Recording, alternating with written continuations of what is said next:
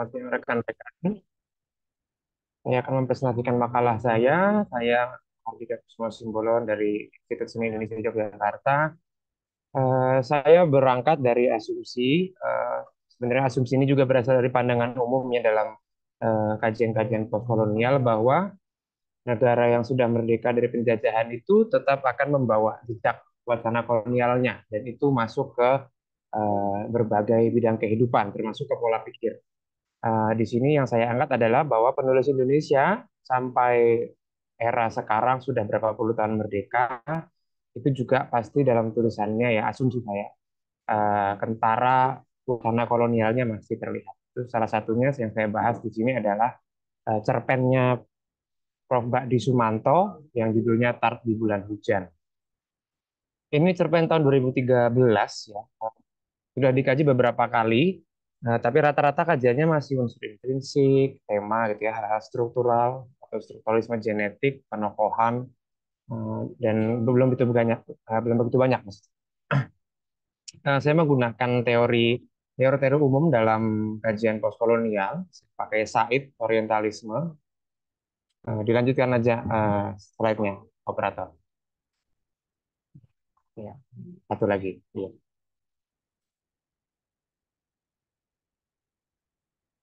Ya, beberapa poin, 4 poin saja saya mengambil 4 pandangan. Ini inti-intinya saja. Jadi Said itu punya pandangan orientalisme ya, konsep orientalisme di mana orang Barat itu, Eropa ya, Eropa, orang-orang kulit putih, para penjajah imperialis itu menganggap Timur itu terbelakang dan harus diajari cara berpikir Barat. Ini bisa dibilang kajian pasca kolonial itu salah satu building blocks-nya ya ini ya, konsep ini. Dan itu disebarkan melalui agen-agen orientalis. Lalu Fanon juga pernah mengatakan bahwa yang terjajah atau Timur ini meniru kode-kode yang diciptakan oleh penjajahnya atau si Barat. Ini kalau dibilang Timur dan Barat tentu saja itu ciptaannya si Barat sendiri ya. Timurnya itu timur di kacamata Barat. Orang Timur menurut Harmon itu yang belum mengikuti cara Barat itu akan dimarginalkan atau memarginalkan diri. Itu bisa dipojokkan atau malah mundur sendiri gitu ya, atau minggir sendiri. Lalu ini yang salah satu konsep yang baru itu ya, yang saya pakai yang paling baru adalah konsepnya Baba, eh, bahwa dalam rangka meniru penjajahnya atau mengikuti cara-cara penjajahnya, si terjajah itu juga sambil mengolok-olok. Jadi bukan hanya meniru saja, tapi dia mengolok-olok juga cara-cara penjajah. Sehingga identitas Barat yang ingin dikopi paste ke jajahannya di Timur itu gagal. Jadi yang lahir malah identitas blasteran atau hybrid ya. Jadi ada, kalau Bapak menyebutnya ambivalensi, dan ini mengancam otoritas kolonial itu sendiri. Ini teorinya. Langsung saja saya masuk ke pembahasannya. Ya, jadi cerpennya ini pendek sekali ya, bahkan di Google juga bisa rekan-rekan bisa baca dalam waktu setengah jam selesai di Google langsung kelihatan. Dia membahas seperti judulnya, membahas tentang tart atau kue atau roti. Ini kalau tiga-tiganya ini orang Indonesia suka tukar-tukar ya, karena bukan makanan kita gitu istilahnya. Ya roti, ya kue, kadang-kadang benda yang sama bisa disebut tiga-tiganya ini. Tapi intinya dia menjadi pusat pembicaraan dalam cerpen ini dan disajikan sebagai makanan kaum elit dan tidak tergapai oleh orang miskin. Sum ini nama tokohnya, tokoh utama perempuan. Jadi intinya si Sum ini adalah orang miskin yang rumahnya reot, tapi dia pengen sekali beli kue tart untuk ulang tahun seorang anak yang dia sayangi. Kalau sekarang lazim memang kita beli kue untuk ulang tahun. Sekecil apapun, semurah-murah gitu, sekarang banyak bentuknya, tetapi semua orang melayaknya dengan cara itu. Tetapi dulu kan tidak, gitu. Orang Indonesia nggak makan kue, gitu. Makannya nasi itu kalau orang Jawa gitu ya. Kalau orang Timur mungkin beda lagi, meskipun dipaksa makan nasi semua ya itu, tapi kajian lain lagi. Jadi roti bukan makanan kita. Jadi dijelaskan dalam kajian-kajian arkeologis bahkan atau antropologis, dulu yang makan roti hanya orang-orang Belanda atau orang Bumi Putra. Pejabat Bumi Putra itu orang-orang Indonesia, para priai lokal gitu ya, yang eh, duduk bersama para pejabat kolonial, bahkan berdandannya juga sama, meskipun kalau orang Jawa bawahnya kain, atasnya jas gitu ya misalnya. Itu berdananya sama, lalu cara makannya pun ngikut orang Belanda dijelaskan. Saya tulis di artikel saya juga pakai garpu dengan pisau gitu ya. Sementara orang-orang biasa tidak bisa makan itu. Mentok-mentok paling pembantu-pembantunya orang Belanda diajari bikin roti, lalu disajikan ke tuannya saja. Akhirnya tart atau roti atau kue ini menjadi metonimi superioritas penjajah. Jadi dia ada hierarki di sini dalam makanannya. Rotinya menjadi lebih tinggi daripada nasi dan kawan-kawan. Oke, kita lanjut ya. Jadi saya sudah katakan tadi si tokoh Sum itu mendambakan roti untuk anak kesayangan yang berulang tahun. Dia pengen niru orang-orang yang berpunya. Dia punya punya kenalan gitu ya, seorang calon dokter, ibu-ibu pernah membelikan kue tart, lalu dia pengen, saya juga pengen belikan kue tart buat anak yang ulang tahun. Anaknya nggak tahu siapa ya, tapi dia sayang sekali sama anak itu. Tetapi ketika dia sampaikan ke orang-orang, dia dicemooh. Bahkan suaminya sendiri namanya Uncok itu dicemooh. Itu kan makanan pejabat. Orang miskin kayak kita yang makannya nasi kering gitu. Kamu gila ya gitu. Dibilang gila bahkan sama suaminya sendiri. Tetangganya juga antara dibilang gila atau kasihannya dia orang miskin tapi kepengen itu gitu. Ada juga yang bilang, "Ah, kalau kamu buat anak-anak gelandangan, jangan jangan-jangan malah anak pungut," dibilang gitu ya. Itu jangan pakai kue yang mahal-mahal, beli aja roti apa? Roti santan, roti bosongan, roti teles atau teles, ini saya nggak tahu cara sebutnya ya, karena saya sendiri nggak pernah lihat rotinya apa. Tapi ya intinya yang murah-murah saja. Kamu nggak akan sanggup atau bukan buatmu lah gitu roti. Bahkan sampai ketika si Sum itu datang ke toko roti gitu, dia diusir sama pelayannya, dicurigai. Kasarnya lucu gitu karena pembantu teriak pembantu kan, pelayan ngusir si suami ini kan juga buruh cuci gitu ya, pelayan juga, jadi pembantu teriak pembantu gitu. Akhirnya masyarakat ini sekitarnya, entah suaminya, entah tetangganya, entah pelayan toko dan lain-lain, itu mungkinlah bisa dikatakan sebagai agen-agen orientalisme tadi yang menebar remah-remah wacana kolonial. Saya pakai remah-remah karena kita lagi ngomongin roti ya. Nah, seperti itu. Nah, akan tetapi ada perubahan sikap. Jadi ada turning point dalam cerpen ini. Semua orang, termasuk suaminya, tetangganya, berubah sikap ketika mengetahui bahwa sebenarnya anak yang diberikan tart, monggo dilanjut selanjutnya, Mbak, yang mau diberikan tart oleh suaminya adalah tidak lain, satu lagi ya kayaknya, selanjutnya. Ayo, kasihkan ngomong. Ah, ini dia. Tidak lain adalah Yesus. Jadi kanak-kanak Yesus. Ini saya kaget sendiri bacanya, tiba-tiba ada Yesus. Jadi si Sum ini ternyata mau memberikan kue ulang tahun kepada anak-anak Yesus yang mau ulang tahun, yaitu hari raya Natal ya. Orang-orang Kristen sangat familiar, yang tidak Kristen juga pasti familiar karena ini wacana yang sangat mainstream. Kan Yesus ini bisa dikatakan sembahannya para penguasa kolonial, ya. Agama yang dibawa oleh orang Eropa. Saya juga menjadi Katolik karena dulu kakek saya diinjili sama orang Eropa. Itu ya. Jadi yang pantas mendapatkan makanan penguasa adalah penguasa. Nah, Yesus ini kan penguasa segala penguasa. Sembahannya para penguasa kolonial. Dia pantas banget. Jadi semua berubah. Tetangganya berubah. Oh, kalau buat itu ya silakan. Ini saya sumbang. Saya kasih duit, beli, beli. Bolehlah kalau itu. Jadi anak pungut tadi, anak gelandangan tadi hilang. Tiba-tiba jadi anak-anak Yesus ya istilahnya kalau dalam orang Kristen. Dan ini sebenarnya meskipun bertolak belakang perubahan sikap ini tidak lain digerakkan oleh wacana yang sama. Wacana kolonial itu tadi yang membedakan antara yang menjajah dengan yang terjajah. Jadi rotinya nggak salah, tetapi kalau yang makan itu anak gelandang terjajah nggak pantas.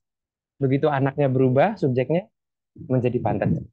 Jadi wacananya sama, tetapi sikapnya, reaksi orang-orang, interaksi orang-orang atau tokoh-tokoh dalam cerpen ini berubah bisa seketika ketika syaratnya itu berubah gitu ya, kriterianya berubah sesuai dengan wacana yang mengatur pola pikir wacana kolonial tadi.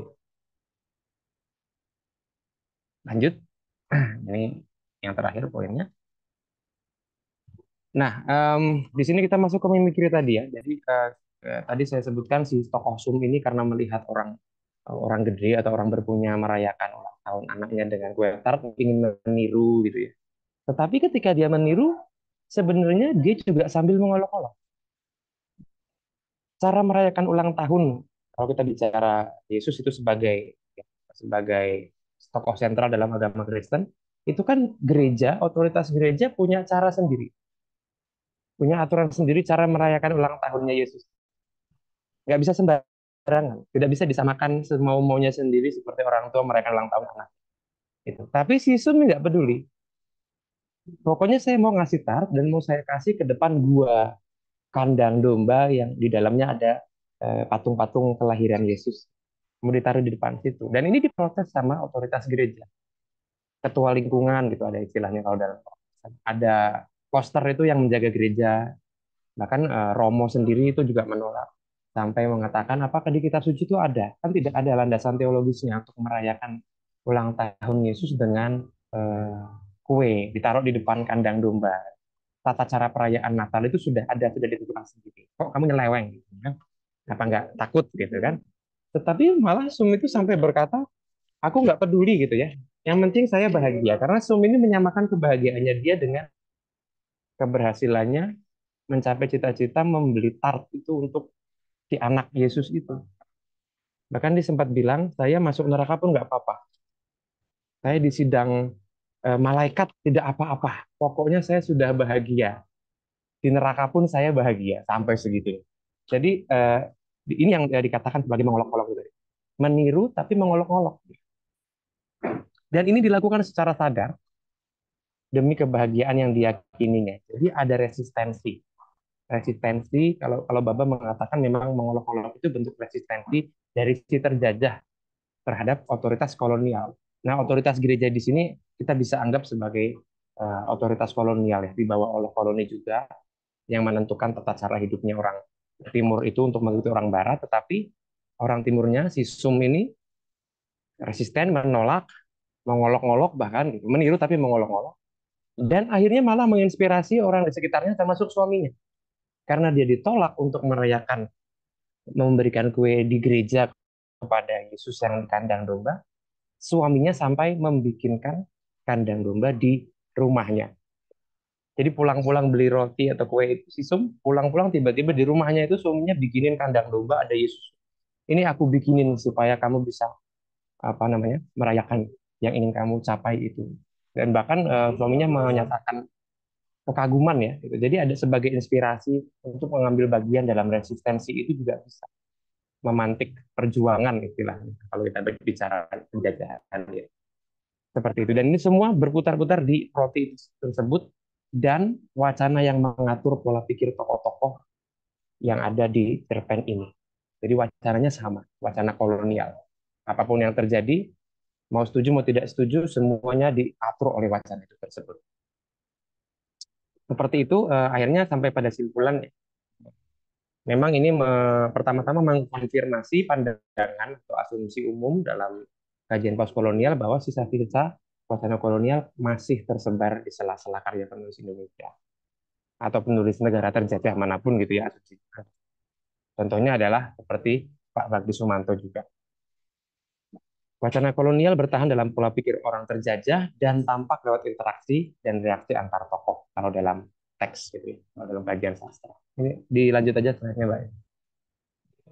Lalu mereka atau tokoh atau siapapun yang membedakan siapa yang layak makan roti dan siapa yang tidak layak, dan bukan hanya roti mungkin ini bisa juga dengan benda-benda lain yang menjadi metonomi hierarki penjajah gitu juga bisa. Siapapun yang ikut membeda-bedakan tersebut akhirnya bisa dianggap mengambil bagian sebagai agen-agen penebar wacana kolonial yang dikatakan saya itu. Dan pada akhirnya peniruan itu juga diikuti dengan pengolok-olokan. Dan pengolok-olokan itu menjadi bentuk resistensi terhadap otoritas kolonial. Ini simpulannya 4 poin ini saja. Saya kira sudah cukup jelas. Waktu saya cukupkan. Terima kasih atas perhatiannya. Baik, terima kasih banyak Mas Mahar. Baik, teman-teman, saat ini kita akan masuk ke dalam sesi tanggapan ya. Jadi Bapak Aprinus akan memberikan review atau tanggapan terkait presentasi yang teman-teman sudah lakukan. Pada Bapak Aprinus, saya persilahkan. Oke, selamat siang. Makasih Mbak Neri ya. Suara saya sudah masuk ya Mbak? Sudah, Pak. Sudah Oke, terdengar. cukup jelas toh? Jelas, Pak. Oke, saya memberi catatan eh, pertama ini papernya sudah bagus-bagus ya. Saya juga ikut-ikutan belajar lah jadinya. Jadi eh, eh, ikut seneng lah. Pokoknya baca paper-paper seperti ini aku ikut seneng pokoknya. Eh, saya ingin memberi catatan di beberapa tempat bersifat umum ya. Di beberapa tempat bersifat umum, nanti saya masuk ke beberapa kasus di 3 paper ini. Tapi itu pun sedikit-sedikit saja ya, karena memang papernya sudah bagus sih. Nanti kita berharap ada masukan lain mungkin dari diskusi ya. Nanti tetap ada diskusi. Jadi misalnya saya mulai dari saya senang sekali misalnya dari Mbak Indah dulu lah. Mantan mahasiswa saya juga sih Mbak Indah ini. Oke, gini, uh, misalnya misalnya yang perlu yang perlu kita ingat kembali bersama-sama tadi juga di garis bawahi sama Romo Hairiat Moko toh. Uh, Salah satu substansi penting dari model dekonstruksi gitulah ya. Dekonstruksi itu kemungkinan kita punya punya apa ya istilahnya, mungkin punya motif gitulah, semacam motif bagaimana kita punya kemampuan untuk membebaskan hierarki metafisik. Nah, ini yang paling dasar tuh di situ. Kemudian apakah pertanyaannya misalnya apakah teks novel yang kita kaji itu ada upaya untuk membebaskan hierarki metafisik tadi, atau justru kita ingin melihat ada hierarki metafisik di situ. Nah ini, atau persoalan kedua, justru yang terjebak dalam hierarki metafisik itu kita sendiri. Nah ini problem yang kadang-kadang kita mencoba membongkar adanya hierarki metafisik di dalam teks misalnya, tapi sebetulnya kita sendiri terjebak dalam hierarki metafisik tertentu. Nah, bagaimana mungkin kita punya dalam kurungan hierarki metafisik tertentu untuk mencoba menjelaskan apakah teks terjebak dalam hierarki metafisik tertentu atau tidak. Nah, ini problematik. Ini problem ketika kita kadang-kadang tanpa disadari juga, walaupun ada semangat gitulah, ada semangat, ada upaya-upaya di dalam diri kita sebagai pengkaji gitu. Kadang-kadang nggak kita sadari juga kita sendiri dalam jebakan hierarki metafisik. Nah ini agak repot ketika kemudian dalam jebakan yang tidak terlalu kita sadari tersebut kita mencoba membongkar kemungkinan apakah teks atau mungkin implikasi lebih jauh kerangka berpikir pengarang ketika menulis teks toh itu sebetulnya pengarang itu teks itu ada upaya untuk membongkar metafisik, kemudian dia juga akhirnya terjebak pada hierarki metafisik yang lain. Nah ini problem, nanti aku juga perlu mendapat masukan dan mungkin komentar-komentar dari teman-teman. Ini posisi-posisi ini atau situasi-situasi seperti ini perlu ada klarifikasi supaya kita punya kemampuan dalam posisi seharusnya kita dalam posisi punya kapasitas untuk bebas dari hierarki metafisik. Nah, ini catatan umum untuk semuanya. Nah, aku masuk ke Mbak Indah lagi. Misalnya kalau asumsi pernyataan lebih manusiawi, hewan lebih manusiawi. Nah, itu kan jebakan hierarki metafisik. Jebakan hierarki metafisik memang ada peluang misalnya hewan itu kan sesuatu yang natural, kemudian ada upaya-upaya kasus-kasus beberapa binatang bisa dimanusiawikan, dipelihara, dia kemudian punya apa perilaku yang seolah-olah manusiawi, tapi kenaturalannya tetap dia tetap hewan gitu loh, dia tetap hewan gitu loh. Sesuatu yang natural. Nah, sesuatu yang natural kan sebetulnya bebas hierarki metafisik dalam tanda petik. Bebas hierarki metafisik. Kemudian ketika walaupun ada binatang-binatang tertentu yang bisa seperti manusiawi, tapi dia tetap binatang gitu. Dia tetap binatang gitu. Nah, yang kedua misalnya manusia. Manusia itu kan aslinya natural juga. Bayi lahir itu kan dia natural banget. Begitu diperkenalkan dengan macam-macam, dia dimanusiakan. Dimanusiakan, kemudian ketika dia dimanusiakan, manusia sekarang kita sekarang dalam situasi manusia terjebak terus dengan hierarki metafisik. Kemudian ada kerinduan manusia dikembalikan ke naturalnya. Nah, manusia dikembalikan ke naturalnya untuk bebas dari hierarki metafisik, konstruksi-konstruksi sosial, relasi-relasi kekuasaan penanda dan petanda dan seterusnya. Nah, misalnya posisi Mbak Indah Fadila itu mau membongkar jebakan hierarki metafisik di dalam teks si siapa tadi Eka ya. Eka bahwa Eka juga belum punya kemampuan untuk membebaskan hierarki metafisik dirinya gitu loh.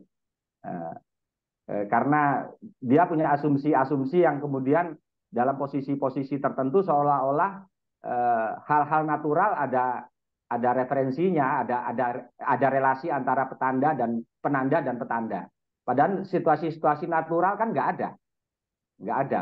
Bahkan kita sendiri sekarang untuk membebaskan diri dari kekuasaan hierarki metafisik, manusia seperti merindukan kembali untuk kondisi-kondisi naturalnya, kondisi-kondisi naturalnya.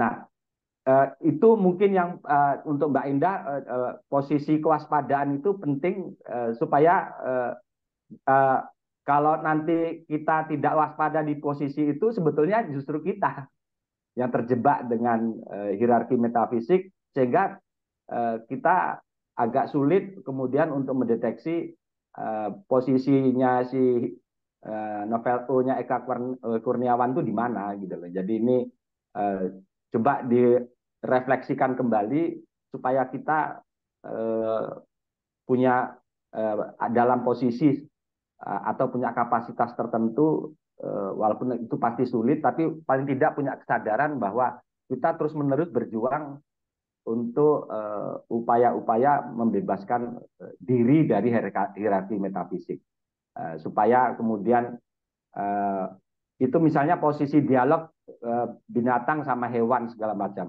Posisi dialog antara manusia sama hewan itu hewan yang sudah dimanusiawikan atau hewan dalam posisi natural.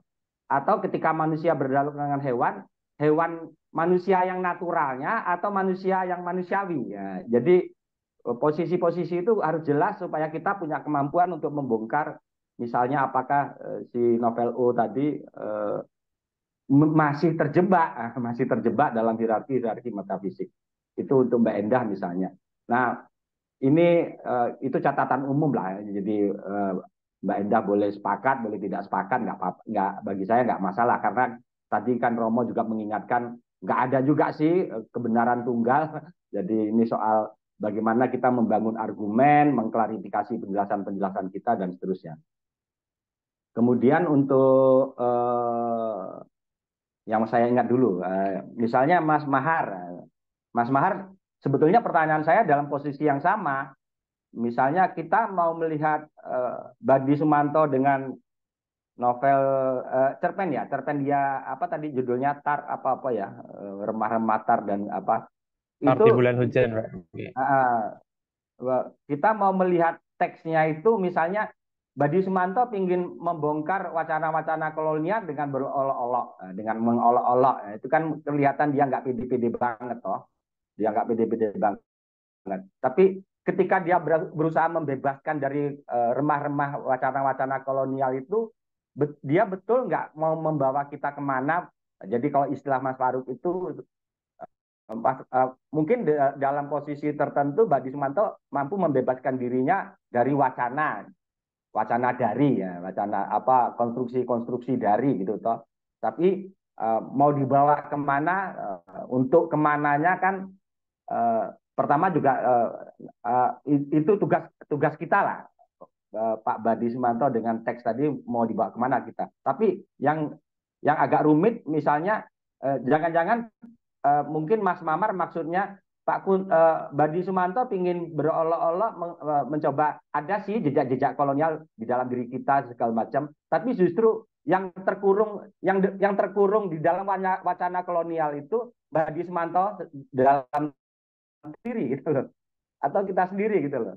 Jadi aku pikir perlu ada klarifikasi untuk menjelaskan posisi lah, posisi antara pertama teksnya dulu, kemudian olok-olok Badi Sumanto itu dan dengan teksnya itu olok-olok yang mana, jenis yang mana gitu loh, jenis yang membuka dan membebaskan atau jenis yang justru tambah mengurung gitu loh, mengurung kita. Dan gaya Badi Sumanto itu terus menerus diproduksi dan diwariskan sehingga sebetulnya kita punya kebebasan untuk memperlihatkan teks Sumanto itu dalam posisi yang tadi keterangan umum saya tadi tuh. Apakah Badi Sumanto masih melegitimasi hierarki metafisiknya kolonial, atau dia sebetulnya punya kemampuan untuk membebaskan, tapi ternyata Pak Badi Sumanto dengan teksnya terjebak juga, mungkin terjebak dengan wacana kolonial, hierarki metafisiknya kolonial, atau hierarki metafisik yang mana deh? Yang mana deh itu loh, yang mana deh itu yang mungkin Mas Mahar punya sedikit agenda di bagian-bagian itu sebetulnya, supaya kita clear ketika membaca baik teksnya Badi Sumanto maupun papernya Mahar ya. Jadi di bagian itu yang nanti coba dieksplorasi lebih jauh, karena saya kira itu kalau dieksplorasi, apalagi kemudian kita punya kemampuan untuk menjelaskan model teks Badi Sumanto itu kalau disalahpahami dan kita tidak mampu memperlihatkan kesalahpahaman, jebakan kurungan yang dialami Badi Sumanto, itu diwariskan terus, dan dalam posisi itu kita juga terjebak dengan dominasi kurungan baik wacana-wacana kolonial maupun mungkin wacana-wacana lain ya, sehingga kita dibawa untuk kemana itu nggak jelas juga nanti. Nah nanti aku pikir kalau di bagian itu diklarifikasi, aku pikir ini bisa jadi paper yang keren lah. Aku senang sekali dengan paper-paper Anda ini. Kemudian untuk Mas Abu Wafa misalnya, pertanyaan saya yang paling mendasar, misalnya asumsi-asumsi yang dibangun terhadap teks, asumsi yang teksnya yang mendekonstruksi, atau asumsi kita yang mendekonstruksi teks. Nah, ini kemarin saya sempat singgung sedikit di kelas ya. Ini agak membuat saya membuat ada kerancuan-kerancuan asumsi ya, kerancuan-kerancuan asumsi. Apakah pertama kita ingin memperlihatkan teksnya adalah sebuah dekonstruksi? Sandaran apa untuk melihat sebuah teks sebagai dekonstruksi? Dengan kerangka berpikir seperti apa untuk melihat sebuah teks adalah dekonstruksi? Atau kita nggak peduli teksnya, kita punya satu berpikir untuk sedikit membebaskan diri dari situasi-situasi teoritik itu, kemudian melihat teksnya secara langsung. Kalau melihat teksnya secara langsung, sandaran apa untuk menempatkan teks? Kalau tadi sih saya cuma melihat dengan asumsi yang dibangun, seolah-olah kemudian teksnya dekonstruksi. Kalau teksnya dekonstruksi, kita mau ngapain gitu loh? Mau merekonstruksi berarti kan gitu toh. mau rekonstruksi teks yang dekonstruktif, nah, kan gitu. Artinya ini seperti yang juga tadi digarisbawahi oleh Haryat Moko, jangan-jangan kita sebetulnya berjalan paralel sih antara dekonstruksi dengan rekonstruksi. Nah, tapi kemudian asumsi bahwa teksnya adalah rekonstruksi berarti yang merekonstruksi kita. Yang merekonstruksi kita. Nah, ini pertanyaan yang aku juga ingin mendapat jawaban dari Bu Wafa gitu. Posisi kita di mana? Posisi dalam tanda petik bagaimana kita tidak sekedar sebetulnya seperti membongkar ya. Kalau kalau asumsi pertama, puisi Surya Jaya adalah keluar dari kanon atau mencoba mengkritisi puisi-puisi kanon. Itu kan berpikir kita rekonstruktif. Berpikir kita rekonstruksi, kita nggak berpikir dekonstruksi gitu loh. Nah ini kalau memang itu yang ingin dipertahankan, monggo. Tapi mungkin klaimnya bukan kemudian kita seolah-olah kemudian melakukan post dekonstruksi. Apakah betul itu yang setara dengan dianggap dengan post dekonstruksi yang tadi yang dijelaskan Mas Faruk misalnya? Kalau itu dianggap sebagai sesuatu yang setara seperti yang dijelaskan oleh Mas Faruk, tapi kan sebetulnya Mas Faruk tadi itu kan pasca D-nya dalam kurung loh, bukan pasca dekonstruksi. Jadi sebetulnya terbaca juga pasca dekonstruksi. Jadi itu D-nya itu pilihan. Mau kita eksplisitkan sebagai satu strategi pembacaan teks atau D-nya itu justru hal yang tersembunyi yang akan kita buka di dalam teks. Nah, itu dia. Itu yang perlu saya kira nanti mungkin di bagian ini perlu ada klarifikasi sedikit supaya nanti jelas betul posisi kita dalam posisi maunya melakukan semacam post dekonstruksi atau post D-nya itu ya tetap di dalam kurung, kemudian kita membacanya semacam konstruksi, jadi post konstruksi. Itu saja Mbak Neri catatan-catatan saya. Jadi ini catatan-catatan yang sifatnya kesan, yang mungkin juga di bagian-bagian tertentu belum tentu juga belum tentu juga seperti semacam masukan ya. Cuma saya ingin menyampaikan ini supaya kita sama-sama punya kewaspadaan. Ingin saya sampaikan lagi sedikit,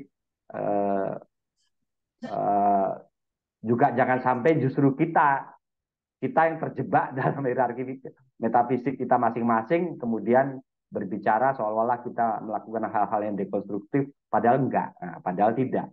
Jadi itu yang perlu saya garis bawahi bersama. Matur nuwun. Mohon maaf kalau ada hal-hal yang kurang berkenan. Baik, terima kasih banyak Bapak Aprinus untuk tanggapannya. Semoga bisa menjadi catatan buat teman-teman nanti ya untuk revisi papernya masing-masing. Kita akan Tapi langsung lanjut mungkin saja. Ya, mungkin presenternya boleh dikasih apalah ya, semacam komentar balik gitu. oh Mungkin boleh, 3 boleh, menit, 3 menit saya kira supaya fair ya, supaya fair. Saya kira boleh, boleh. ya, monggo. Ya, baik, langsung saja lanjut ya Pak ya untuk komentar dari tiap presenter. Jadi kita mulai dari Mbak Indah dulu mungkin. Mbak Indah boleh berkomentar. Tadi Bapak sudah memberi tanggapan. Silakan Mbak Ya, Indah. terima kasih Pak Prinus. Salam sehat Bapak. Pak Prinus ini DPA saya nih dulu waktu S1. Semoga Bapak masih ingat. Terima kasih. Ya. Iya Bapak, betul sekali. Saya sempat terjebak sendiri nih ketika kita mau mengatakan bahwa hewan lebih manusia daripada manusia itu sendiri. Itu dengan pembimbing waktu tesis kemarin juga Pak Tommy Kristomi waktu itu sempat ditanyakan persis dengan yang Pak Prinus tanyakan. Jangan sampai kita terjebak sendiri dengan pernyataan yang kita temukan gitu. Jadi memang saya harus menjabarkan lagi sebenarnya hewan ini yang digambarkan ini hewan yang natural atau hewan yang sudah dimanusiawikan terlebih dahulu. Sepertinya saya perlu menjabarkan itu sebelum masuk ke temuan tadi gitu. Jadi mungkin akan ada pembahasan yang perlu saya jadikan bridging gitu ya, jembatan sebelum saya mengambil keputusan bahwa memang ternyata kondisi ini mungkin lebih tepatnya hewan digambarkan atau termaknakan lebih manusiawi gitu. Itu mungkin sekiranya lebih aman sepertinya daripada ketika saya langsung mengklaim demikian gitu. Terima kasih Pak Aprinus masukannya. Nanti akan saya tambahkan di revisi paper saya. Ya, sekian Mbak Neri. Ya, baik. Terima kasih Mbak Indah. Selanjutnya mungkin Mas Mahardika, boleh Mas? Silakan.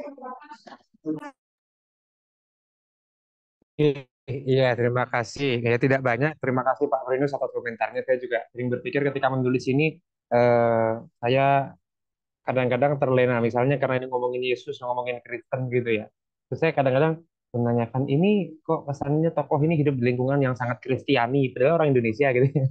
Gitu. Ini jadi hidup di mana? Saya juga kayak gitu-gitu masih saya pikir-pikir, saya pertanyakan gitu kan, apakah ini tujuannya cerpen ini disajikan seperti itu? Kenapa yang dipilih Yesus? Kenapa Kristen? Lalu sebenarnya mau ngomongin apa tentang mau mendobrak apa, atau ya itu masih bagian dari proses perenungan saya, karena cerpen ini juga saya eh, masih baca ulang-ulang gitu untuk memahami sebenarnya kenapa, apa namanya, kenapa tiba-tiba dari ngomongin roti tiba-tiba jadi Yesus. Apakah ada alegori alegori lain selain wacana kolonial juga yang menumpang di sini, atau seperti apa? Itu aja sih sebenarnya Pak. Terima kasih jadi bahan ini apa penyelusuran saya lagi. Terima kasih. Baik, terima kasih Mas Mahardika. Mas Abu Wafa, silakan Mas Abu. Ya, baik. Terima kasih Pak Afrinus telah berkomentar. Jadi di sini bukunya Martin itu sebenarnya menentang logosentris terhadap antologi puisi. Padahal kan ini antologi puisi kan, gitu. Nah, saya melihat bahwa ada tiga logosentris antologi puisi yang kita ketahui bersama. Yang pertama, sama-sama latar belakang, maksudnya bisa siswa, terus gender, dan lain sebagainya. Terus yang kedua, kesamaan tema, maksudnya itu bisa tema korupsi atau tema kekerasan anak, dan lain sebagainya. Kemudian yang ketiga itu sebagai antologi, sebagai penanda zaman, itu pada Pujangga Baru, begitu kan. Lah, di situ saya melihat bahwa buku 3T itu mela- menentang ini logosentrisme terhadap antologi puisi begitu. Lah, itu kan secara objeknya itu dekonstruktif. Lah, akhirnya saya mencari ini objeknya sudah dekonstruksi, bagaimana saya melihatnya se- setelah dekonstruksi gitu kan. Akhirnya saya memutuskan menggunakan simulakra. Di situ saya melihat bahwa ada bagian-bagian yang memang dia, maksudnya Surya Jaya itu melihat dari realitas semula cerminan penyair yang real, kemudian diubah dengan seenaknya oleh Surya Jaya begitu. Ada yang benar-benar dibuat sendiri atau mereka-reka, dan seolah-olah Surya Jaya ini mereka yang menulis puisi, padahal Surya Jaya lah yang menulis puisi itu. Begitu kiranya, Pak.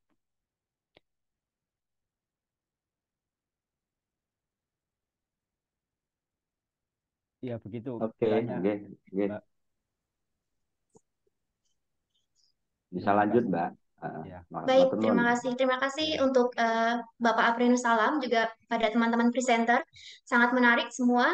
Semoga diskusi kita tadi bisa menjadi bahan renung juga buat teman-teman, supaya nanti bisa merevisi papernya dengan lebih baik lagi. Lalu selanjutnya kita akan masuk ke sesi yang kedua, yaitu presentasi kelompok kedua. Ada dua presenter, langsung saja untuk presenter yang pertama itu dengan judul Isah yang Subaltern pada Pencarian Posisi dalam Novel Lebih Putih Dariku, yang ditulis oleh Mas Abdul Jabar Pati dan juga Mbak Agesi Siwi Rabantari. Silakan Mas dan Mbak.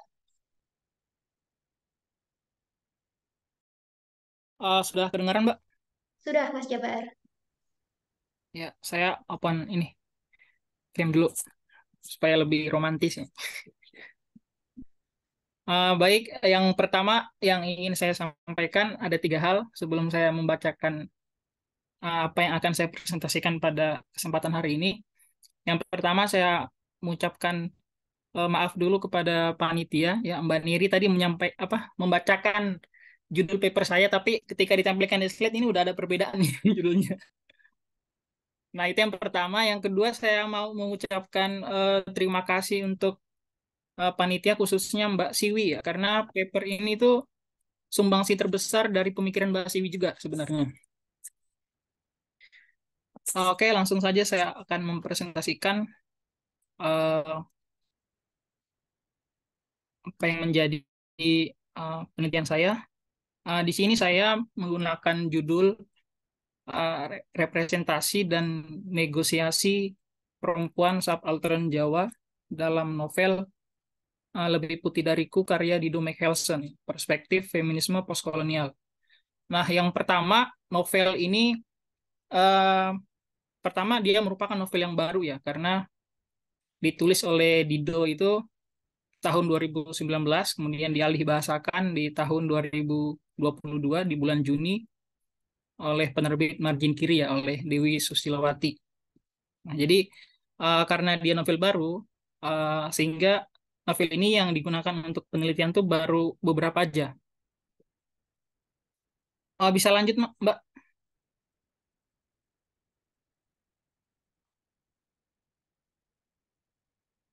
Eh, Bisa di skip, dilanjutin di latar belakangnya.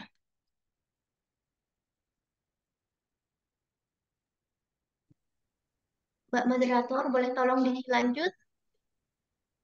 Ya, kayaknya lagi tidur ini ya. Sebentar ya, Mas. Mohon maaf.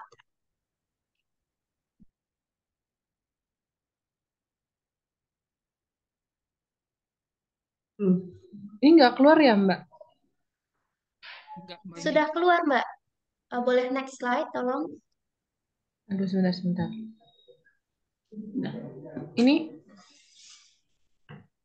Sudah, tapi dia masih nggak berubah, Mbak, slide-nya. oke sebentar ya, Mbak. Kamu stop. Sebentar ya, Mas Jabar. Ya, Mbak, siap-siap.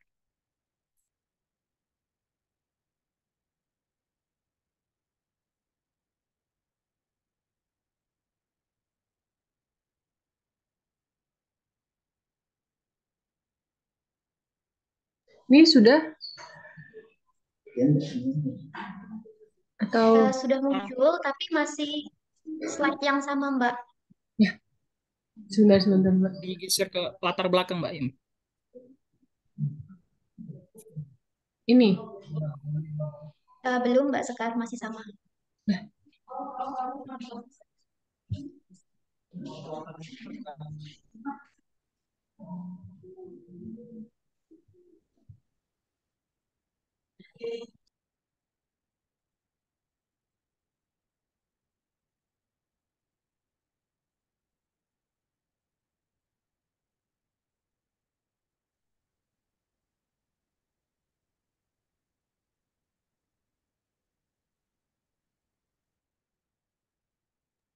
Mohon maaf ya, Mas Jabar, sebentar.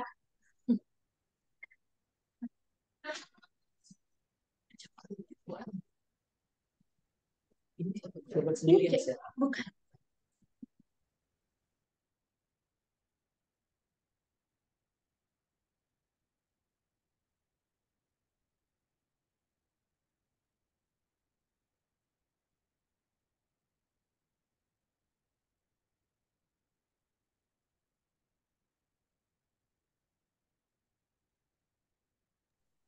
Mas Jabar, ini udah keluar belum ininya? Udah. Belum, Mbak Sekar, masih sama. Belum. Sudah keluar. Itu tadi Mbak ada yang kasih masukan, mungkin boleh diklik aktifkan pengeditan dulu, Mbak Sekar. Oh, Enable editing, yes.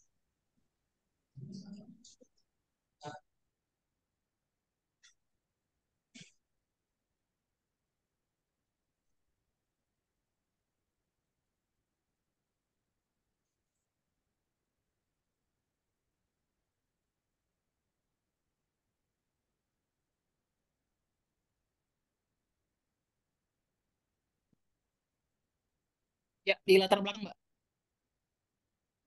Ya, ini. Oke. Suara saya terdengar ya, Mbak ya?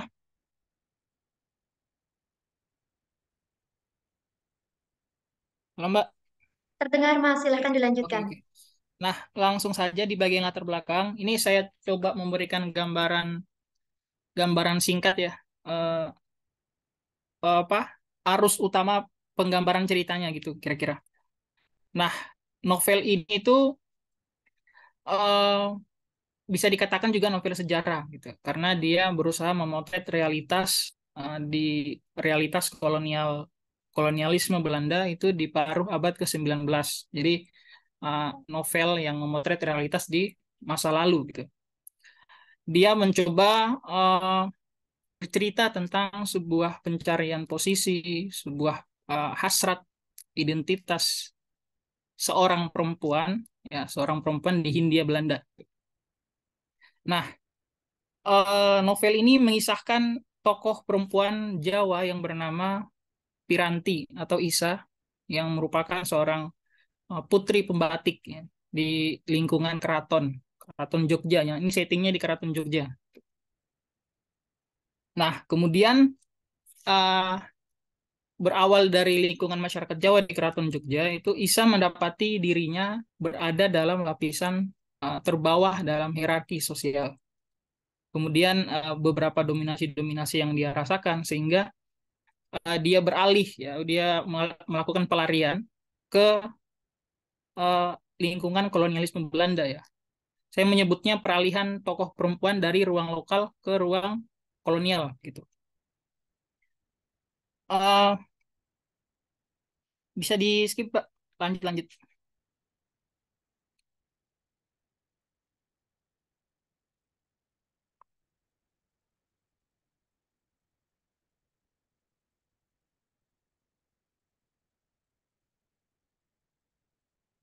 Kalau Mbak bisa di skip slide-nya. Sebentar ya Mas Jabar. Mbak Sekar, Oke. boleh tolong next slide, Mbak?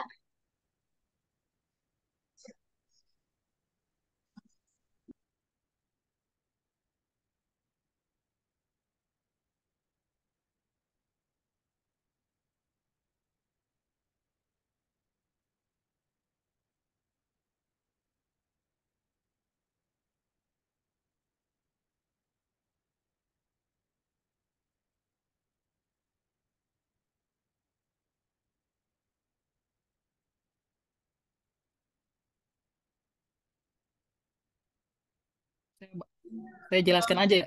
Maaf Mas, kalau bisa share screen sendiri Ya. bisa nggak? Soalnya di saya udah Oh iya iya iya. maaf ya. Sabar ya. Ya, minta tolong sharing screen mandiri ya Mas Jabar. Mohon maaf sekali.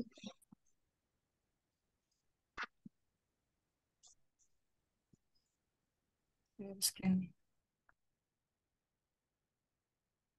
Oh.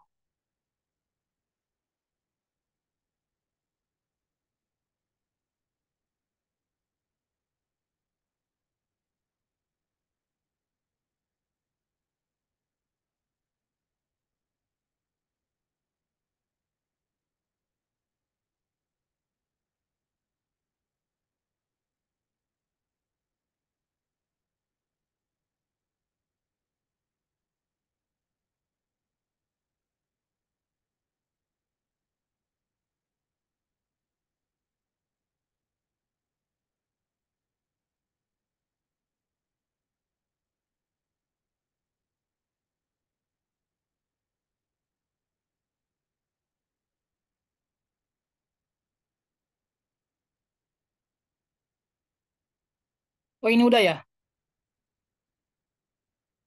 Oke. Masih belum, Mas. Udah terlihat Mbak? Belum Mbak? Terlihat, tapi PPT-nya belum terlihat.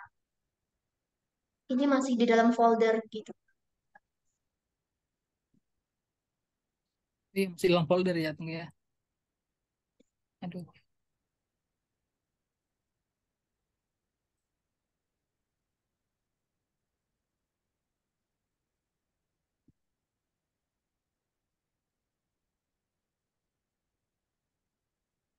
Ada yang bisa bantu nggak nih?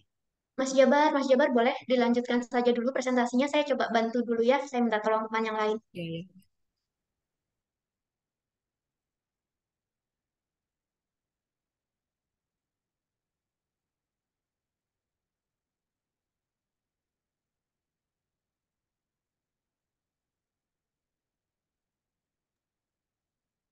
Atau Mas Jabar melisankan dulu sambil jalan Oh iya Pak. supaya Oh iya. biar, Kayaknya itu aja lebih baik ya. biar kita nggak tergantung PPT juga. Iya. Tapi nanti mungkin kekurangannya teman-teman nggak bisa ngelihat ya. Maaf nih. Oke. Tadi sampai ke bagian latar belakang.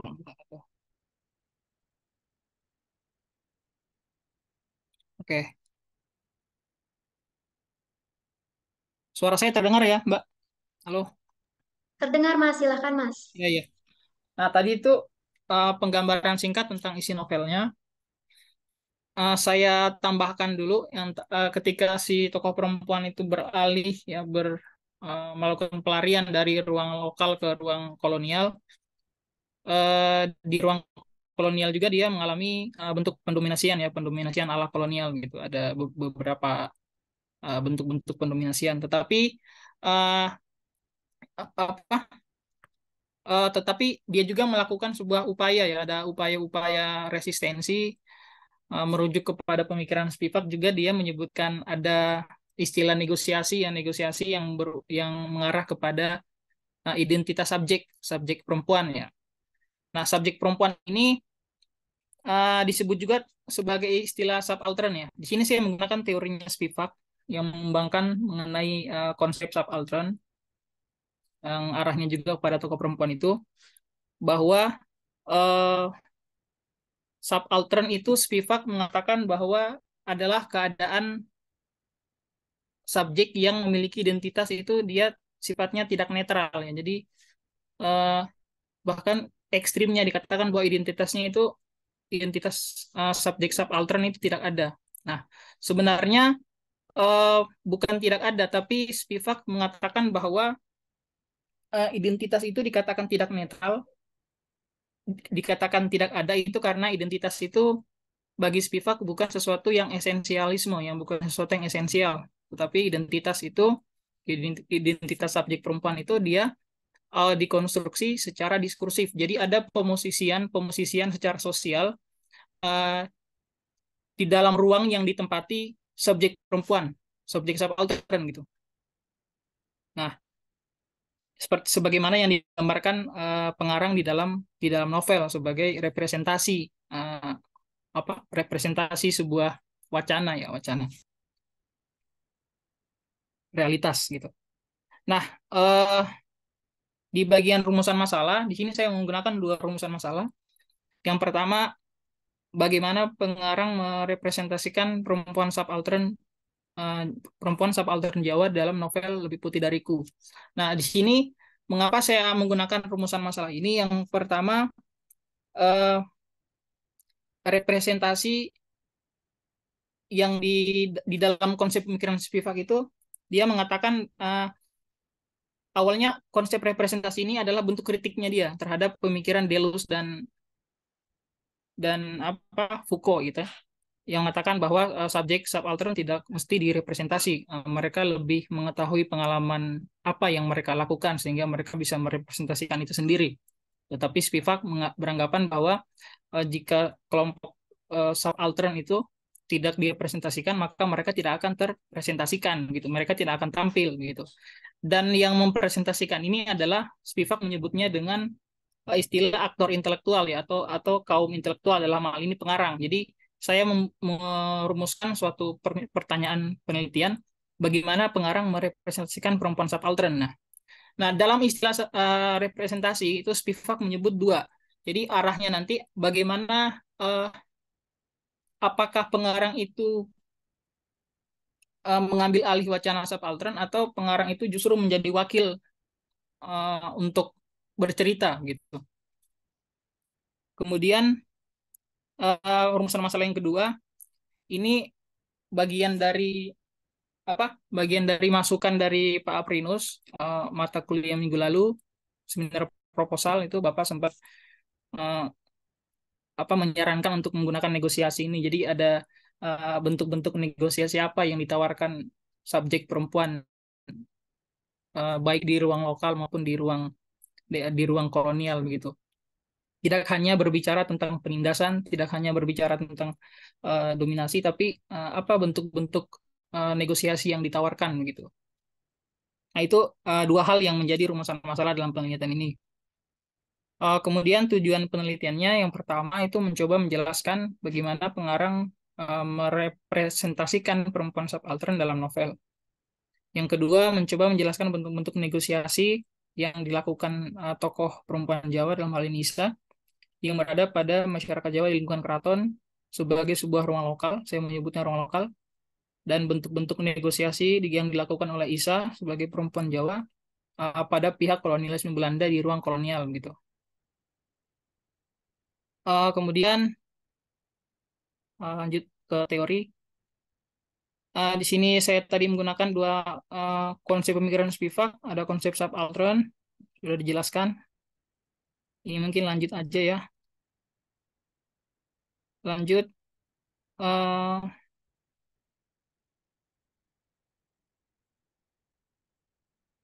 nah, di hasil pembahasan itu, bentuk dominasi yang dialami Isa sebagai perempuan Jawa itu kan ada dua tadi, ada ruang lokal dan ruang kolonial. Di ruang lokal itu saya menemukan adanya penggambaran hierarkis sosial ya, status sosial, perbedaan gitu antara putri kesultanan dan putri pembatik gitu ya.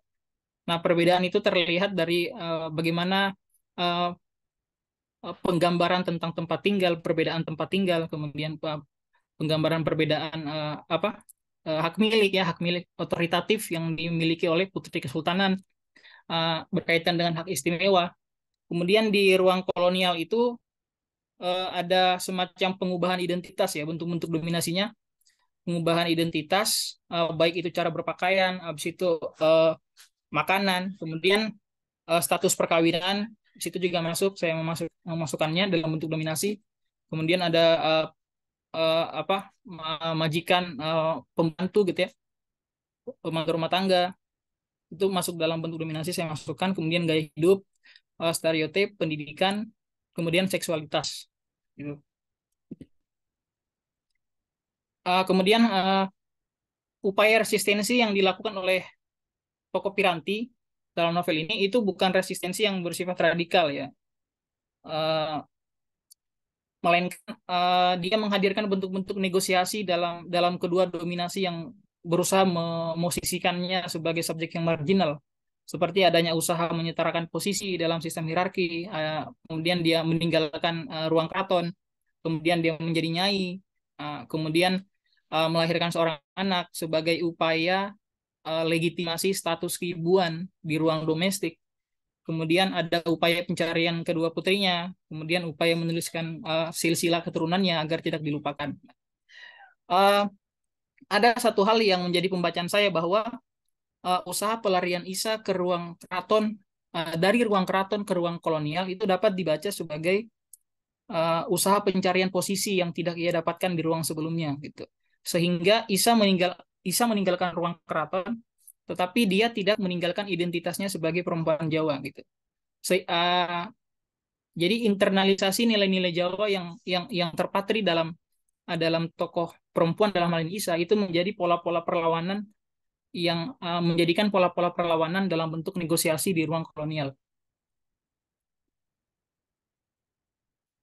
Kemudian kesimpulan dalam paper ini, yang pertama,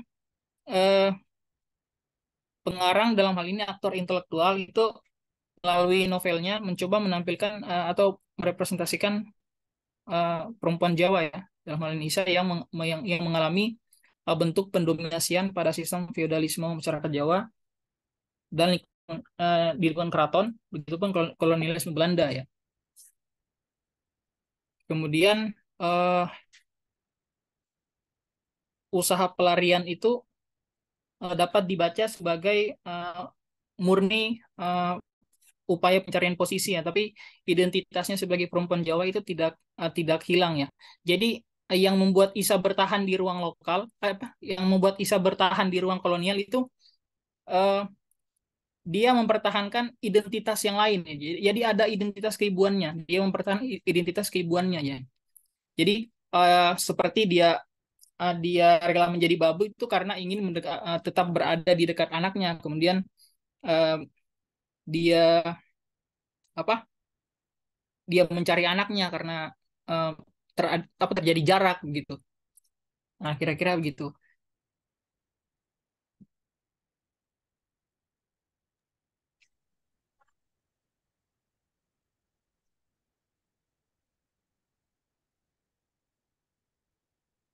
Oke, Mbak.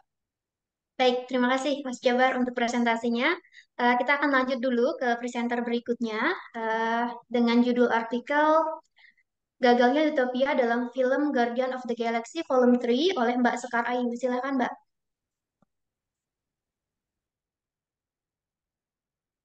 Lanjutin ya, Mbak. Selamat siang semuanya.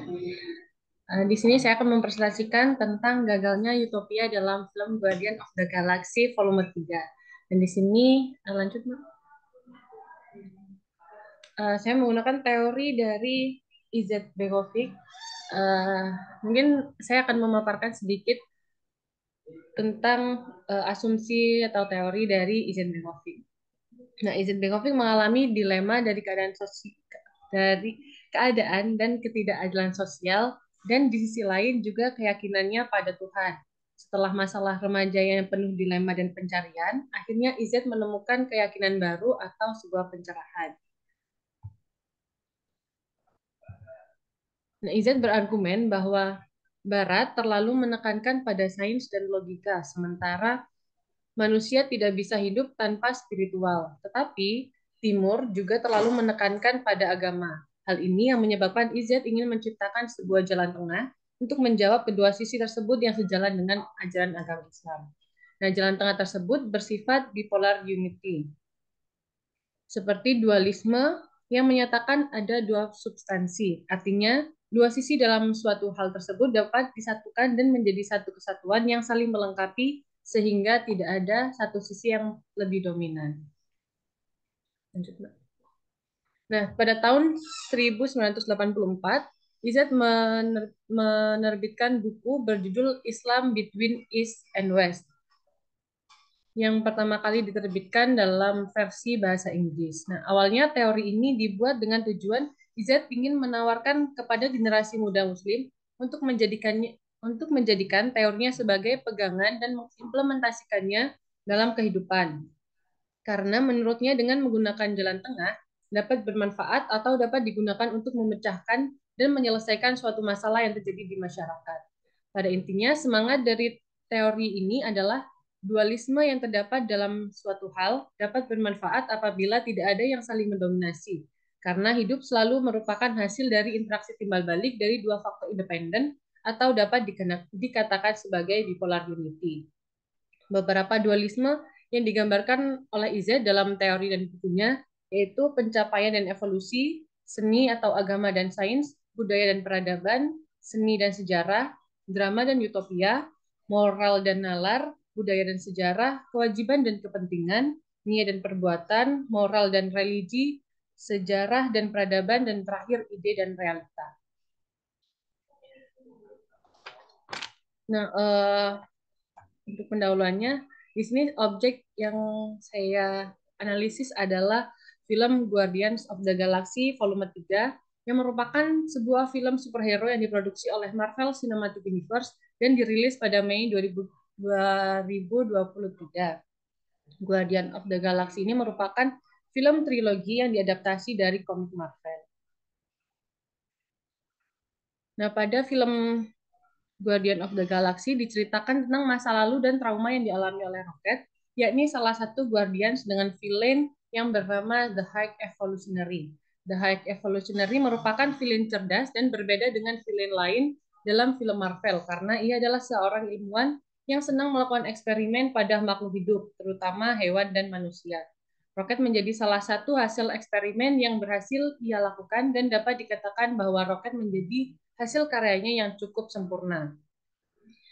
The High Evolutionary sangat berambisi untuk mengambil otak cerdas roket untuk diteliti dan menjadikannya sebagai bahan utama menjalankan tujuannya, yaitu membuat tatanan masyarakat yang sempurna atau yang disebut dengan utopia. The High Evolutionary menghalalkan segala cara untuk mencapai keinginannya karena memiliki tujuan untuk mengubah kondisi makhluk hidup secara paksa agar mereka berevolusi sampai naik satu tingkat ke tahap berikutnya. Ia tidak segan menghabisi hasil ciptaannya sendiri yang dirasa tidak sempurna. Namun bagaimanapun ia berusaha menyempurnakan penelitiannya, nyatanya usahanya sia-sia dan jauh dari kata sempurna. Nah, konsep ciptaan yang sempurna ini yang diinginkan oleh The High Evolutionary dapat mendukung utopia yang diinginkan oleh The High Evolutionary. Nah, tujuan dari analisis ini yaitu berangkat dari uraian sebelumnya, yaitu untuk menemukan alasan atau apa yang menyebabkan The High Evolutionary selalu gagal dalam mewujudkan konsep utopia pada hasil ciptaannya. Nah, tinjauan pustaka untuk sampai artikel ini tulis, saya belum menemukan adanya penelitian atau analisis lain yang relevan dengan objek material maupun objek formal dalam tulisan ini. Hal ini dikarenakan film Guardian of the Galaxy volume 3 baru saja dirilis pada bulan Mei. Selain itu, penggunaan pendekatan teori Ali Izetbegovic juga masih cukup asing di kalangan peneliti. Untuk landasan teori, di sini saya mengambil topik drama dan utopia. Menurut Izetbegovic, drama merupakan peristiwa yang terjadi di dalam jiwa manusia dan menjadi sesuatu yang paling bisa terwujud. Tidak ada drama di dalam utopia karena esensi dari drama adalah kebebasan. Drama berurusan dengan sifat-sifat manusia dan unsur-unsur drama dimiliki oleh setiap individu manusia. Sedangkan utopia adalah peristiwa yang terjadi di masyarakat. Esensi dari utopia adalah tatanan dan keseragaman. Asumsi setiap utopia adalah manusia tidak mempunyai jiwa dan utopia adalah sejenis sains. Tidak ada kebebasan, maka tidak ada kehidupan. Dalam utopia tidak ada masalah kemanusiaan dan moral, sehingga hanya bergantung pada fungsi-fungsinya dalam proses kerja dan reproduksinya sendiri. Jika utopia ditegakkan, maka drama dilenyapkan. Begitu pula manusia dan sejarahnya. Sedangkan dalam drama, manusia dalam kebesarannya mampu melumpuhkan seluruh dunia, mengubahnya menjadi wawasan, sebuah pemandangan yang dapat dibilang sebuah ilusi. Utopia merupakan hasil dari dua fakta, yang keduanya bersumber dari dunia, yaitu segala sesuatu kebutuhan manusia dan kecerdasannya. Hal ini yang mendasari Izetbegovic mengajukan argumennya bahwa sebuah utopia tidak akan bisa terwujud jika masih ada drama di dalamnya. Dan drama tidak akan bisa mewujudkan utopia. Satu kesatuan antara sains dan rasa kemanusiaan menjadi jalan tengah yang diambil untuk menyatukan drama dan utopia, sehingga terwujud sebuah bipolar unity. Nah, bentuk drama dan utopia yang tetap sempurna hanya ada di dalam angan-angan dan tulisan-tulisan. Hasil dan pembahasan dari analisis saya menemukan 3 poin utama. Yang pertama adalah ambisi The High Evolutionary dan eksperimennya. Yang kedua, gambaran perfect society di Counter Earth. Dan yang ketiga, bipolar unity dalam roket. Yang pertama itu ambisi The High Evolutionary dan eksperimennya. The High Evolutionary memiliki ambisi untuk menyaingi Tuhan dengan menciptakan makhluk yang ia modifikasi sedemikian rupa sehingga berubah dan berevolusi. Ia banyak melakukan eksperimen dengan hewan untuk menciptakan berbagai makhluk genetik. Selain menciptakan eksperimen dengan hewan, The High Evolutionary juga telah merancang tempat bagi hasil eksperimennya yang diimpikannya menjadi perfect society. Ketika eksperimennya gagal, maka The High Evolutionary segera membunuh dan menghilangkannya karena itu tidak sesuai dengan keinginannya. Hasil rekayasa genetik yang cukup berhasil adalah Animan, yakni gabungan dari manusia dan hewan. Animan lahir setelah The High Evolutionary berhasil mendorong evolusi hewan secara paksa. Nah, spesies baru yang diciptakan The High Evolutionary di dalam film ini disebut dengan Star Children. Spesies ini dianggap sebagai perfect spesies, tetapi Star Children tetap membutuhkan otak cerdas roket untuk menjadi lebih sempurna. Nah, pembahasan yang kedua yaitu gambaran perfect society di Counter Earth. Counter Earth merupakan replika bumi yang dibuat oleh The High Evolutionary. Penghuni Counter Earth adalah Animan, dan Counter Earth dan Animan menjadi harapan bagi The High Evolutionary untuk membangun perfect society yang berarti sebuah utopia. Namun, utopia tersebut tidak akan bisa terwujud karena masih ada drama di dalamnya, yakni rasa kemanusiaan, emosi, dan masih banyak animen yang tidak patuh, melanggar aturan, dan sebagainya. Nah, dari sini di dalam film itu sebenarnya ada tokoh bernama salah satu guardian yaitu Nebula, dan siapa ya? Saya lupa satunya, itu sedang melihat ada adimen yang saling membuli, kemudian ada tunawisma yang di jalanan, terus ada animen yang melakukan transaksi jual beli narkoba. Nah, dari situlah timbul pertanyaan dari Nebula waktu itu, dia bertanya apakah ini yang disebut dengan masyarakat yang sempurna. Nah, karena pada dasarnya di dalam utopia tidak ada drama, dan kejadian peristiwa tersebut adalah sebuah drama. Nah, hal ini menjadi bukti bahwa utopia yang diciptakan oleh The High Evolutionary masih belum berhasil. Dan pembahasan yang ketiga yaitu bipolar unity dalam roket. Nah, konsep utopia yang digagas oleh Izet Begovic adalah pengetahuan dan teknologi. Dan roket merupakan hasil eksperimen The High Evolutionary yang jenius dan memiliki kecerdasan otak maksimal. The High Evolutionary ingin menciptakan perfect society dengan menggunakan otak cerdas roket, tetapi karena roket merupakan anggota dari Guardians of the Galaxy, yang berarti ia adalah seorang guardian, ditambah dengan pengalamannya yang telah dilaluinya bersama kelompoknya itu, bersama Guardian of the Galaxy, dari volume 1, 2, dan yang ketiga ini, maka dalam diri roket itu muncul sisi kemanusiaan atau moral. Nah, roket dapat dikatakan sebagai jalan tengah atau wujud bipolar unity karena dalam dirinya terdapat unsur-unsur dari utopia dan unsur-unsur dari drama, yaitu sisi pengetahuan dan sisi kemanusiaan yang telah menjadi satu kesatuan yang saling melengkapi dan tidak dapat dipisahkan. Nah, kesimpulan dari hasil analisis saya yaitu film Guardians of the Galaxy volume 3 ini, The High Evolutionary selalu gagal dalam menciptakan sebuah utopia adalah karena masih ada drama di dalamnya. Meskipun The High Evolutionary memiliki teknologi yang canggih, namun dalam proses penciptaannya masih melibatkan moral atau berkaitan dengan manusia. Maka itu semua akan sia-sia. Drama yang muncul dalam proses penciptaan utopia, The High Evolutionary ada pada hasil ciptaannya sendiri. Roket memiliki nilai moral layaknya manusia yang dapat membedakan baik dan buruk, bahkan memiliki emosi seperti sedih, marah, kecewa, senang, dan lainnya. Selain itu, dalam Perfect Society yang berada di planet ciptaan The High Evolutionary yang dikenal dengan Counter Earth juga masih belum bisa dikatakan sempurna karena masyarakatnya yang tidak tertib, terjadi penyimpangan, dan mereka tidak melakukan fungsinya seperti yang dicetak atau yang diinginkan oleh The High Evolutionary. Nah, dalam film ini juga ditemukan sebuah bipolar unity atau jalan tengah dari utopia dan drama yang termanifestasikan dalam sosok roket. Hal ini dikarenakan di dalam dirinya roket memiliki unsur-unsur utopia dan drama tadi dan telah menjadi satu kesatuan yang tidak dapat dipisahkan satu sama lain karena pada dasarnya bipolar unity merupakan hasil interaksi timbal balik dari dua faktor independen. Nah, sekian yang bisa saya sampaikan. Terima kasih. Baik, terima kasih banyak Mbak Sekar. Kepada Bapak, saya persilakan Pak untuk langsung memberi tanggapan untuk tadi presentasi dari Mas Jabar dan juga presentasi dari Mbak Sekar. Silakan Pak. Oke, makasih Mbak Neri.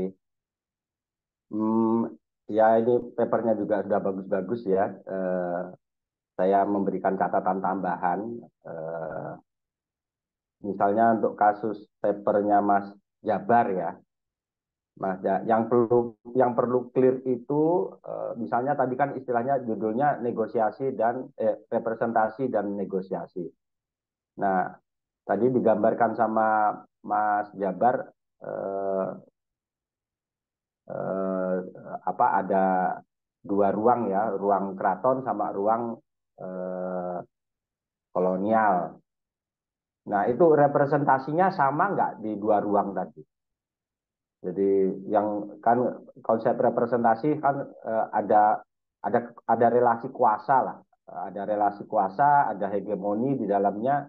Nah, yang perlu clear itu di dua ruang tadi itu yang direpresentasikan sama nggak? Nah, itu tadi belum terlalu terbaca yang di bagian representasinya. Apakah kalau dari segi nama pesanku sudah dibedakan. Isa sama Pak siapa? Paren Isa sama Parenti. Piranti, Nah, Piranti. Piranti, Isa sama Piranti. Tapi dari segi penamaan mungkin sudah berbeda, tapi di tingkat representasi di dua ruang itu berbeda apa tidak? Jadi dan misalnya sama atau Anda kan perlu mengidentifikasi yang direpresentasikan itu di ruang lokal, di ruang keraton apa, di ruang kolonial apa. Nah, ini yang nanti perlu dirinci. Kemudian terkait dengan negosiasi. Nah, di dua ruang itu yang dinegosiasikan sama apa tidak? Di ruang kolonial yang direpresentasikan apa, kemudian yang dinegosiasikan apa. Kemudian di ruang keraton yang direpresentasikan elemen-elemen yang membangun representasi itu apa, kemudian yang dinegosiasikan apa. Kalau sama kenapa, kalau berbeda kenapa. Nah, itu yang menjadi persoalan sebetulnya. Jadi tidak bisa juga apakah kemudian pengarang itu menyamakan dua ruang tadi, menyamakan representasinya, yang membedakan cuma penamaan gitu toh. Tapi sebetulnya yang direpresentasikan sama misalnya. Atau memang berbeda. Nah, ini kan di tingkat teks kita bisa tahunya dari teksnya seperti apa sih. Dan jadi perlu clear juga di elemen yang membangun representasi itu apa supaya kita punya bisa merinci kesamaan dan perbedaan representasi di dua ruang tadi. Dan sekaligus kesamaan dan perbedaan yang dinegosiasikan. Si Isah di ruang keraton yang dinegosiasikan apa, kemudian si Piranti, iya Piranti, Piranti yang dinegosiasikan di ruang kolonial apa? Nah, ini yang mungkin semakin rinci saya kira semakin bagus.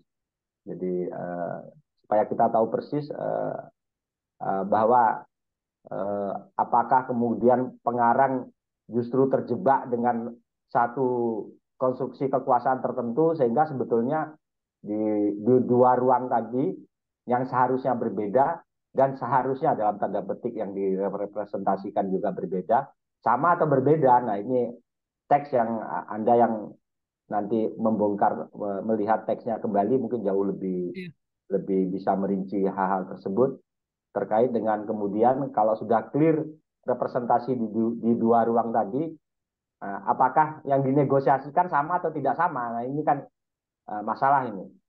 Kalau sama kenapa, kalau tidak sama kenapa. Jadi ini cuma catatan saja.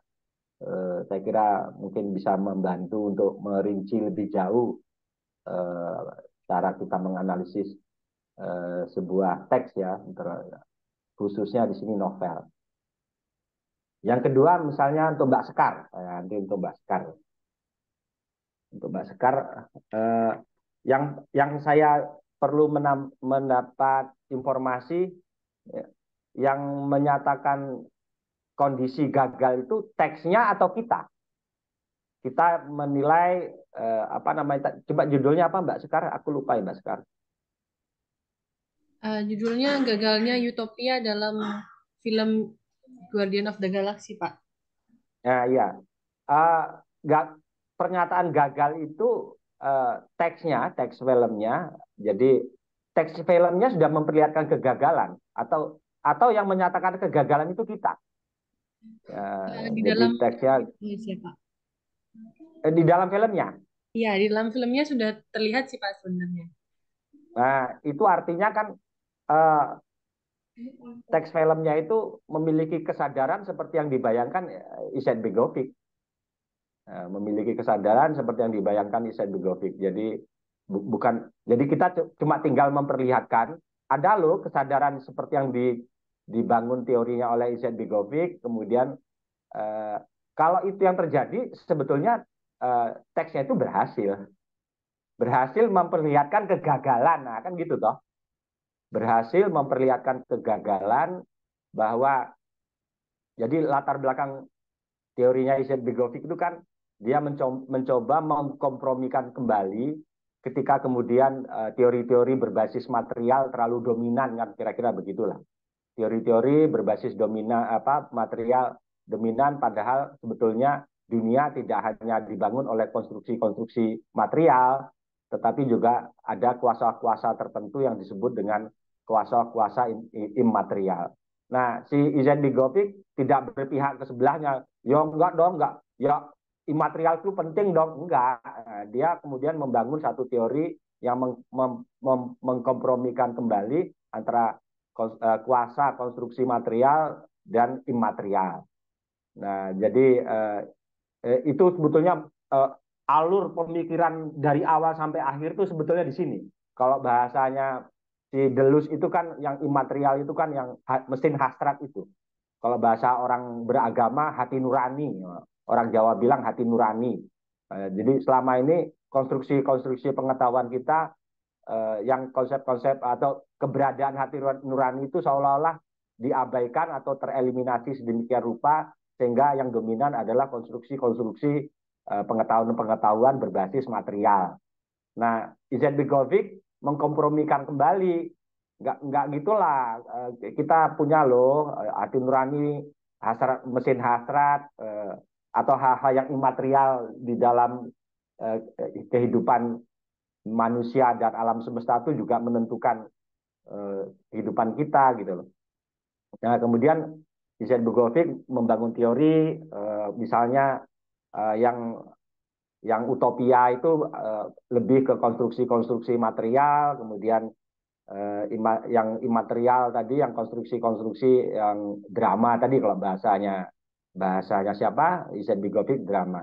Nah, yang kamu perlu rinci kan nanti komposisi elemen-elemen apa yang dipertemukan, yang coba dikompromikan. Elemen apa dari unsur-unsur material yang dikompromikan di dalam teks tadi dengan unsur-unsur yang imaterial. Sehingga kemudian teks itu memberikan kesadaran, dia sendiri menilai selama ini hidup ini juga gagal gitu loh. Gagal, nggak bisa juga semenang-menang seperti kemudian ada satu situasi seolah-olah ada dominasi apakah itu material atau imaterial. Kalau itu yang terjadi, teks tadi sukses, sukses, berhasil memperlihatkan kegagalan, berhasil memperlihatkan kegagalan konstruksi pengetahuan manusia yang didominasi oleh konstruksi-konstruksi material. Kira-kira itu. Artinya justru kita menilai teks ini berhasil. Nah, jadi supaya clear betul, yang gagal itu ilmu pengetahuannya yang berbasis material. Kemudian di counter sama film Galaksi 3 ini, nggak, artinya di barat sendiri yang paling barat paling terkini sekalipun, bahkan filmnya tahun 2023 punya kesadaran baru bahwa nggak bisa konstruksi pengetahuan berbasis utopia yang material itu nggak bisa kalau tidak dikompromikan kembali dengan sesuatu yang bersifat imaterial. Jadi justru film ini berhasil, Mbak. Nah, justru film ini berhasil karena dia punya kesadaran itu, punya kesadaran bahwa konstruksi ilmu pengetahuan kita justru sebetulnya gagal. Nah, dia memperlihatkan itu, gitu loh. Dia memperlihatkan itu supaya nanti jangan salah paham seolah-olah kita menilai yang gagal itu filmnya. Nah, kan beda lagi toh. gagal filmnya. Jadi kalau menurut saya justru kalau mendengarkan penjelasan Mbak Sekar, filmnya berhasil memperlihatkan kegagalan. Kira-kira itu catatan saya Mbak Neri. Matur nuwun. Baik, terima kasih Bapak. Langsung saja teman-teman, Mas Jabar dan Mbak Sekar mungkin boleh memberikan tanggapan. Mungkin dari Mas Jabar dulu, boleh ditanggapi tadi tanggapan dari Bapak, Mas. Oh ya baik. Mungkin saya ucapkan terima kasih dulu kepada Pak Prinus. Jadi kritiknya itu mungkin bisa menjadi sumbangsi besar. Jadi saya bisa membaca lebih. Artinya kita bisa melihat teks-teks mungkin lebih dalam ya, teks-teks tersembunyi yang mungkin bisa melihat oh ternyata ada perbedaan representasi di ruang ini berbeda gitu. Negosiasi apa gitu, bentuknya gimana di ruang ini gimana, di ruang lokal gimana, di ruang kolonial gimana gitu. Saya kira itu uh, sempat saya pikirkan juga dan arah saya juga uh, untuk penelitian ini kira-kira nanti modelnya gitu seperti model pemikiran Pak Prinus juga gitu. Jadi saya ucapkan terima kasih Pak, bagus sumbangsi. Oke Mbak. Baik, terima kasih Mas Jabar. Mbak Sekar, boleh silakan Mbak. Baik, terima kasih Pak Aprinus untuk menambahkan apa yang saya sampaikan. Saya coba lebih dalam lagi dan nanti mungkin di kesimpulannya saya akan menambahkan bahwa uh, film ini berhasil untuk menggambarkan kegagalan tadi itu Pak. Siap, terima kasih Pak. Baik, Bapak, terima kasih banyak untuk tanggapannya dan juga teman-teman presenter. Terima kasih sudah mempresentasikan artikelnya dengan sangat baik.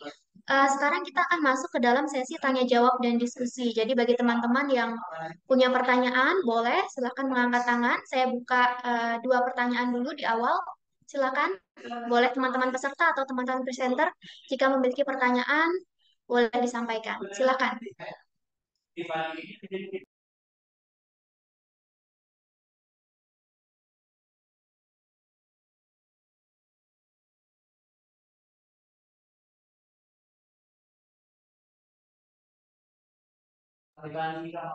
Apakah ada yang mau ditanyakan, teman-teman? Silakan.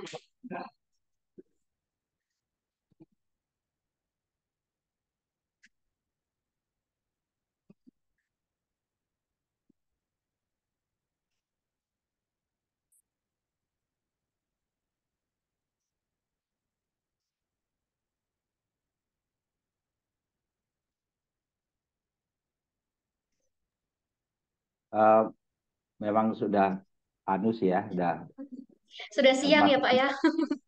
sudah siang, sudah mulai lapar. Iya, sudah lapar, sudah ngantuk Karena ya, tadi Pak ya? kalau kita berhenti tadi, saya khawatirnya nanti situasinya sedikit berubah ya. Jadi nggak, ini sudah bagus banget.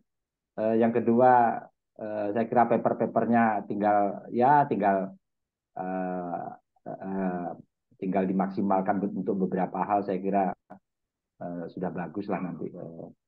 Jadi saya berterima kasih lah sama panitia ini acara ini dan mutu pembicaraan kita sangat bermutu ya, sangat tinggi. Jadi aku senang sekali dengan seminar kita, diseminasi kita kali ini dari awal sampai sampai hari apa sampai menit ini.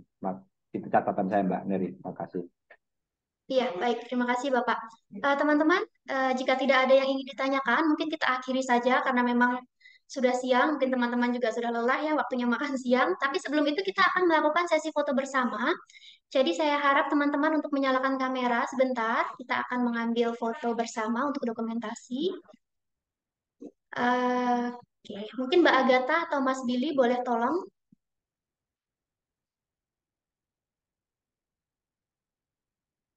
Silakan teman-teman dinyalakan kameranya.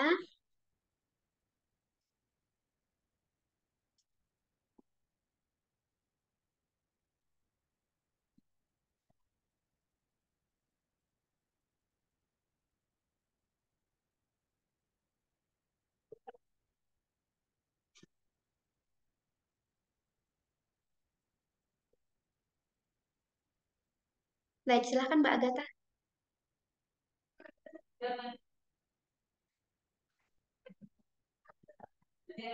Sudah oke, sudah selesai teman-teman. Baik. Jadi terima kasih banyak. Saya ingin mengucapkan banyak terima kasih sekali lagi untuk Bapak Aprinus, untuk masukan, untuk pengetahuan yang dibagikan hari ini, juga kepada teman-teman presenter. Terima kasih banyak untuk artikelnya. Semuanya sangat menarik. Semoga nanti bisa segera direvisi untuk papernya ya. Dan juga untuk teman-teman peserta yang sudah mengikuti kegiatan ini dari awal hingga akhir, saya mengucapkan terima kasih. Akhir kata, saya ingin tutup dengan sebuah pantun, teman-teman. Eh, Singkat saja, pantunnya saya ambil dari Google karena saya tidak pandai membuat pantun. Jadi begini pantunnya, siang hari makan kuaci, makan bareng sama Bu Asih. Cukup sekian hari ini, saya ucapkan terima kasih. Sampai jumpa teman-teman. Wah, terima kasih, Mas. Terima kasih Pak Aprinus, Terima sampai kasih. ketemu lagi. Teman-teman, terima kasih. Terima kasih banyak Mas Mardika. Boleh langsung meninggalkan Zoom meeting teman-teman.